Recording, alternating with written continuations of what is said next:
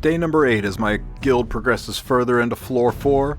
Here is the updated map that will be linked in the description of the video. I'll also have a clean map so you can see what's underneath all of the squiggly lines. Now, I've had a lot of people post in the comment section, hey, my guild hasn't beaten the priest on floor number 2 yet, what do I do? What you do is you start collecting treasure chests big time on the next floor, and you get your shop cleared out, because if you're still on floor number 2, you're probably not going to either beat floor 4 or you might make it to floor 4 on the last couple of days, which is completely fine. You'll still get the bulk of the rewards, but make sure you don't follow this guide to a T in a guild that's semi-active and then not have the currency to buy out the shop, because the shop has got some really nice stuff in it. Now, again, I'm progressing south towards my Warden, and because I'm on floor number 4, I'm collecting whatever loot I can along the way. Also hitting relic chests, and wow, this is absolute garbage. So one item that helps when I fight normal monsters, which nobody ever fights normal monsters, a second relic that helps when you fight normal monsters, and a third epic relic for a class that I'm not using, which I guess I will just take for no reason other than to take it. I'll be replacing that later. We'll go ahead and speed this along a bit as I head down towards the Warden. I'll go up and pick the scroll up. Unfortunately, the scroll, my choices are to either leave or get a bunch of class enhancements but kill 4 of my units. But you know what? I'm down to 0 currency, so I'm fine with killing my units because I'm not doing any more fights today. So I'll go ahead and collect these rewards. Now, this is something you should do at the end of every day for this very reason. I collected those rewards and it was just enough experience points to level me up a level. Now you notice I'm still at 0 currency, 0 provisions I should say. So even though I leveled up, it's not showing the provisions I earned for going up a level. I'll go ahead and boost both of the classes that I'm working on. But as soon as I exit back to the main Ancient Inheritance screen, you'll notice the currency, or provisions I should say, goes up by 7. It pays out as soon as you leave Ancient Inheritance, so I can go ahead and take that boost, go back in and do a little bit more walking. Now that doesn't get me very far, but that can be the difference between 1 extra hit on a priest or making it to a relic. I'll position myself by this experience book so that I can collect it tomorrow. And the very first thing I do is completely forget about getting the experience book and head straight down to the Warden. That's okay though, I can grab the experience book after I fight the Warden. So I'll breeze through the skills on the Warden real quick. The main thing to note is on this first skill, whatever element Warden you're fighting, any element other than the opposite element, you will get a minus 15% to attack, defense, and speed. So for an Ice Warden, you want to take Earth units. For a Fire Warden, you want to take Water units. For a Dark or Light Warden, you want to take Dark or Light units, not RGB. All in all, it's the same Warden fight as on every floor. The opposite element penalty being sealed the entire time you fight, so you don't want to take units that rely on passives. And scaling damage that gets harder and harder to survive, so you can't really bruiser it out very long. Since I'm fighting the Water Warden, I've got to take Earth units. I'm going to use Helga because she brings a really nice defense break. I'm going to bring Euphine. She's got a defense break on her S1 and does a lot of damage on her S3. I'm going to use Green Lots, who is actually fantastic in this fight. He's got lots of pushes. And Kitty Clarissa, even though she's not an Earth unit, her dual attacks make her worth taking. I put Doctor's Bag on Lots to increase his healing. I put Symbol of Unity on Euphine for extra damage. I put the Victorious Flag on Helga for extra damage and for some protection since she's my frontline unit. And on Kitty Clarissa I have Warhorn just to help with her CR movement and to give an attack buff to the team. So first attack seals everybody. Not a lot of damage has been done, and I'm not really ready to use my S2 push or my Doctor's Bag heal yet, so I'm just going to S1 and get that out there. Kitty Clarissa can transform and start with the dual attack spamming.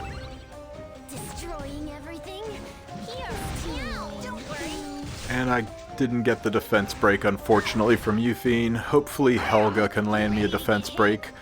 But first I'm going to use her S3 for the reliable attack buff. And I'm just going to use the S1 again here to try to get a defense break up. I don't want to waste the S3 without one. I got the defense break. I'll use the S2. The S2 doesn't push because of Kitty Clarissa. Her S2 skill only pushes the highest attack unit if everybody on the team is Earth. So I robbed myself of a little bit of skills using Kitty, but I think her dual attacks make up for it. I mean, it was a 59k hit, I think. Now that defense break is up, I'll go ahead and use the S3. This is better into an attack or into any kind of a buff, but I'm not sure that the Lich gives himself any buffs.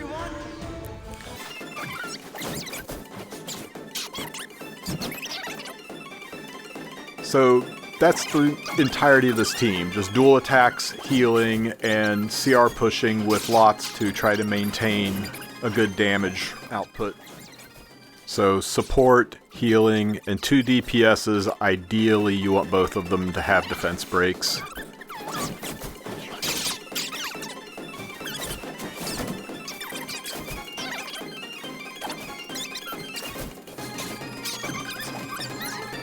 The Wardens only have about 2 million health, so as long as you're dropping at least 500k into the Warden, you're way more than pulling your weight on this.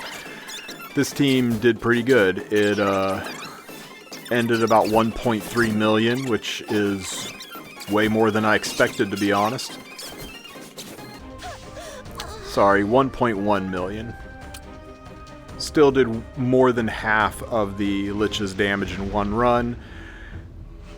Lich has only got a sliver of health left, so I'm going to go ahead and save my last hit, let somebody else from the guild finish it off. So, someone from the guild finished it off, so now I can head over to the mana lift on the eastern side. The teleporters are not working yet because all of the Liches aren't down yet. But even if all the Liches are down, I still think you want to take these mana lifts over to the island. You can grab the tent if there's still uses in it, and head back to the mainland and help chip away at the guild box. Now, if the guild box is already opened in your quadrant, don't waste your provisions taking this walk. Stay by the teleporter on the Warden Island and wait for the teleporters to activate. If the guild loot chest has not been opened yet, and you can see it right there to my right, if the guild chest has not been opened yet, then head over there and contribute and help open it. There's also a scroll up there. I'll go ahead and grab that real quick. Let's hope I get a good one. Oh dear lord. Okay, so 3 random heroes die, which I don't want because I'm getting ready to do a fight. 3 provisions get consumed, which I don't want because I want to explore more, or a random class goes down. Feel like gambling? I feel like gambling. Man, if this hits Warriors or Soul Weavers, I'm going to be so upset. Yes, okay, so I took a shot. This could have ended very badly and reduced one of the classes that I've got leveled up really high, because it takes a lot of class enhancement points to raise your class when it's already at a high level, so that would have been a big setback for me, but I took the 1 in 3 shot that it would hit a class that I didn't care about, and for a change, RNG was on my side, so that paid off nicely. So now I gotta fight Scorpetra. Scorpetra is a pain in the butt fight. First thing she does is stun your highest HP unit for a couple of turns. It does wear off, but while that unit's stunned, she hard focuses that unit, and will likely kill it if it's not super tanky. Once that unit dies, she moves on to the next highest HP unit. So healers don't really help much. You can't cleanse the stun, it's a permanent debuff, so you just gotta work around it. Now, I'm not going to show off my first team because I didn't read Scorpetra's skills and my score shows for it. I barely pulled off 500k. It was a very bad run. This team works out pretty good. I picked Sirmia because she self-attack buffs and does good damage. I picked Hand Guy because he's super tanky. Mine is really, really thick. And I'm hoping that he can survive long enough that he gets a turn. I picked Terranor Guard as the defense break unit. Kind of a mistake because Scorpetra shuts down dual attacks. So he really wasn't very effective. I should have picked somebody other than him. And I picked Fire Ken because he brings defense breaks to the table and a lot of damage. Now, hindsight being 20/20, if I had put Blaze Dingo in place of Terranor Guard, I think this fight could have gone much, much further, because every attack that Blaze Dingo would have been doing would have been healing Kawerik, giving him a better chance to survive all of this damage.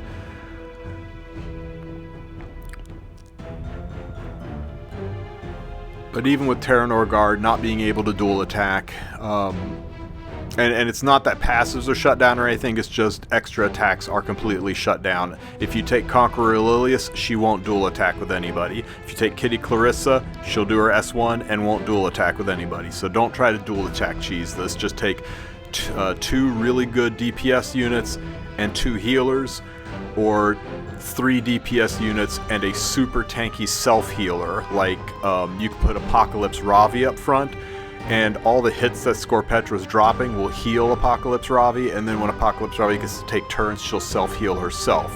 Save a soul burn for her to soul burn her S1.